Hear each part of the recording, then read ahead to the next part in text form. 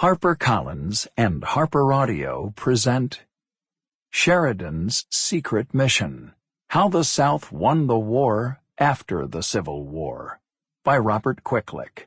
Read by Rick Adamson.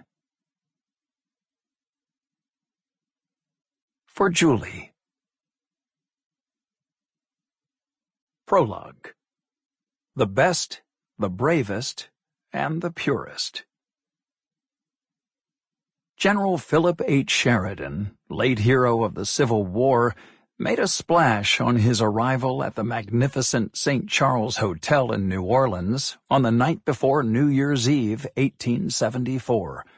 Along with his usual phalanx of aides and minders, the notorious Yankee commander was squiring a party of ladies, including Miss Irene Rucker, the Army Quartermaster General's willowy 22-year-old daughter, who was soon to become the great Sheridan's fiancée. Sheridan was dressed in a plain civilian frock coat and swore to anyone who would listen that he and his companions were merely tourists stopping in the Crescent City en route to Cuba and the land of flowers. Locals or skeptical?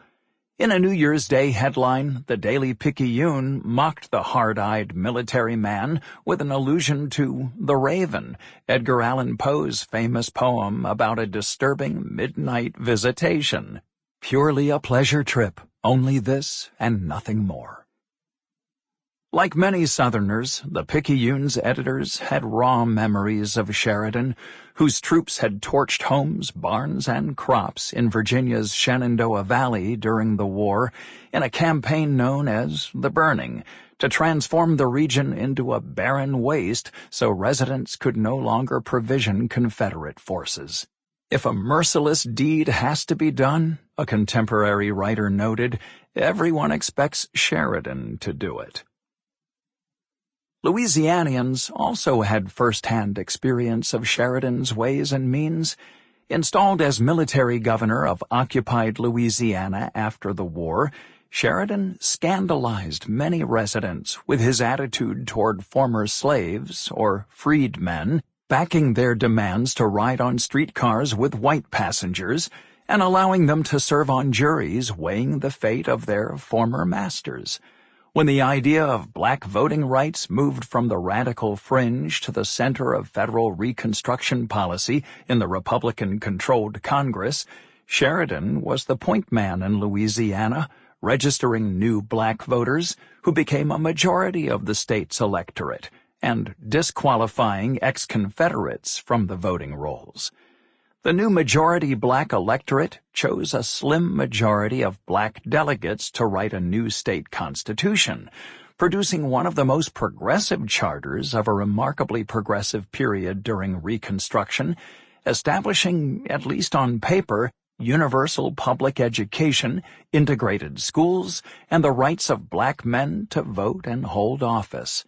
Congressional Republicans also engineered the adoption of the 14th and 15th Amendments, establishing birthright black citizenship and prohibiting the denial of voting rights on account of race to address work left undone after the abolition of slavery with the 13th Amendment.